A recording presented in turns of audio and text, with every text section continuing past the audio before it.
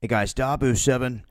Just wanted to share with you here some basic steps when it comes to survival. And I'm going to be talking about this a lot more here in the future because I feel it's important in these days and times to truly have a plan. I've said it a million times, but it's time to get proactive and to try to help others take the steps to get them ready. That way they're not caught slipping, so to speak, and not having the means, materials, or the know-how to survive in a crisis situation. And some of these things could be a lot easier than one would think. It just takes some planning, some training, some practice, and some know-how, and you can have key things in your arsenal that's going to help you whenever a disaster strikes. I mean, if everyone knew when the disaster was going to come, everything would be different, but that's never how it works. Most people get caught by surprise, and the whole goal here is to help eliminate a lot of the things that you would be trying to rush out and get in a crisis situation. Now, I don't want to make this extensive. I want to make this rather simple so people can have a starting ground, somewhere to start. And this is all about having a plan. I have had a lot of people here recently email me concerned. And, there's always a level of concern out there that you see from people, but there's been, an upswing in the amount of people that have been trying to reach out to me, trying to just get knowledge on what can they do to help get their family safe. So the first thing is making sure that you have an understanding of basic medical knowledge. You need to pack a first aid kit. You need to have the right stuff, sterile strips, and stuff to dress wounds. You need to become at least CPR certified or have somebody in your group that is, someone that can handle this.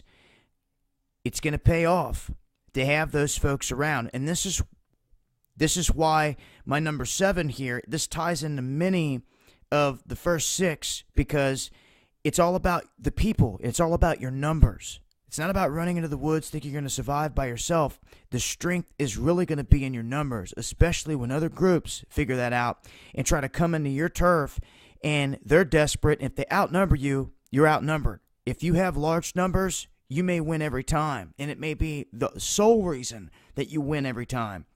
It's because of your numbers. You can fan out, cover more ground, and be able to take on those other pockets that come through. And it's not just people, it's animals. We'll talk about that here in another step. The next most important is obviously your food and your water gathering. You need to have a way to purify your water. You need to be able to identify edible and poisonous plants. You need to be able to hunt and fish efficiently. And Casey's got a new channel here that's focusing on just that out there, his fishing adventures. And it's something you want to get out there and do. So you know what it takes to have to catch that fish. You just don't want to assume that you know how to do it and get out there and then you're not catching any fish and you're wondering what's going wrong. You need to get out here and put yourself in that situation. You need to learn how to collect the fresh drinking water. And like I said, the moss grows on trees and rocks at certain times. You need to, and this ties into navigation. Number 3, you need to know where north is. You need to get your bearings on where you're at. The position of the stars, the position of the sun, that's the things you're going to have to rely on trying to get a beat on where you're at when your cell phone goes down.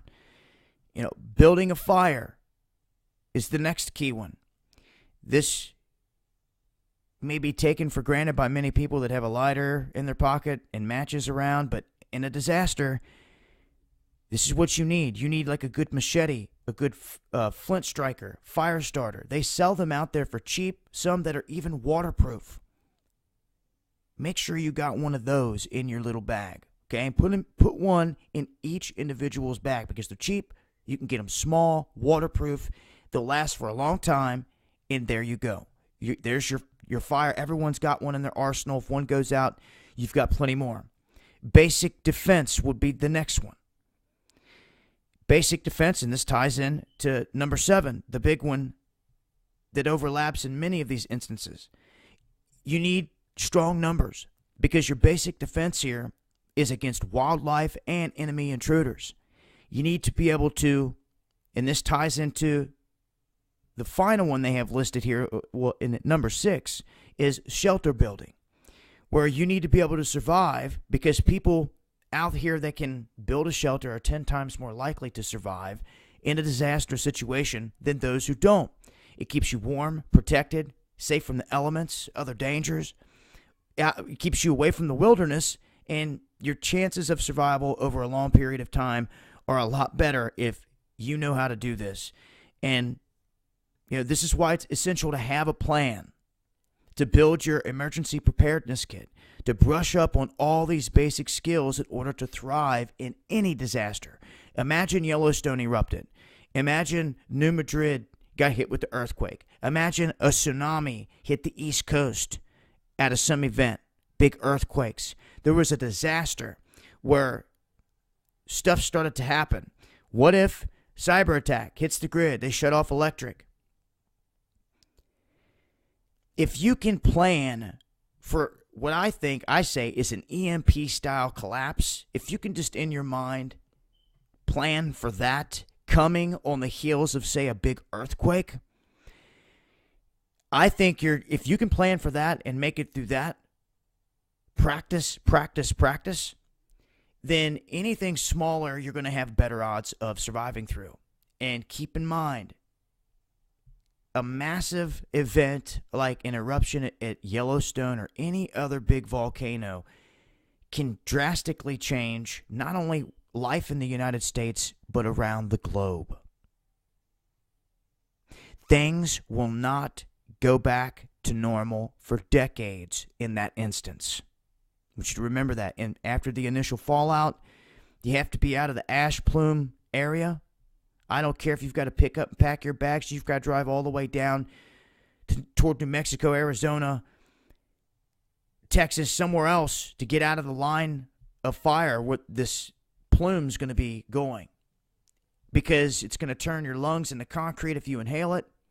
You need to have the right respirators, not just any, but the right. They're classified for certain things out there if you look into them, so think about that. Have some of those on deck. And, when it comes to defense, we've talked about machetes, the different guns and weapons you can have out there, bows, spears, and that's, once again, something that I like with what Casey's doing here with this fishing channel, getting back out to the basics with food gathering. And for those that don't want to get out in the elements and maybe want to pick up bulk supplies of, well, whatever you want, whether it's wheat, rice, water, things of that nature. The one company that I've had some good trust with that have done me good and had some good products was Liberty Food. And, I'm going to stick with them because they haven't done me wrong. They've been solid.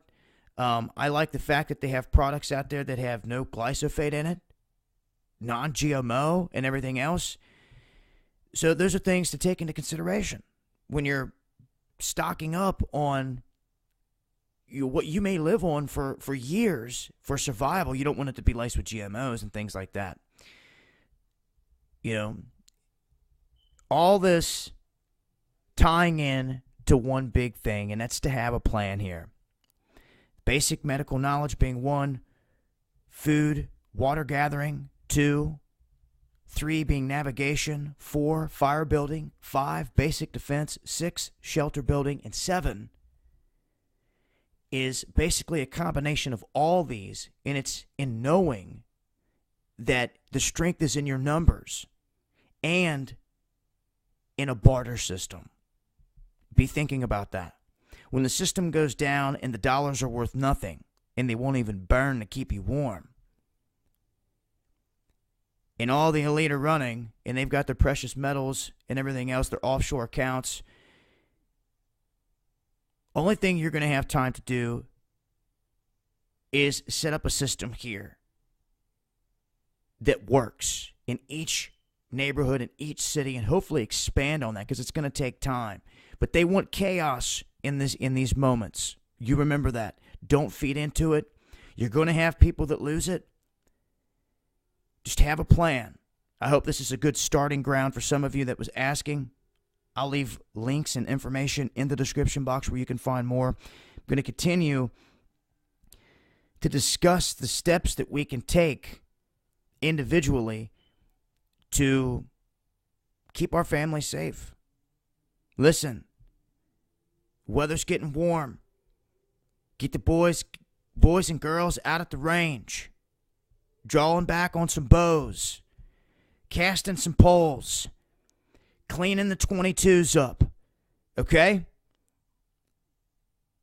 It's in your hands. The future of this country is in your hands. And I'm telling you, disaster is looming in the offing. Whether it comes naturally or they're going to make it happen. It's going to happen. Something big somewhere, okay?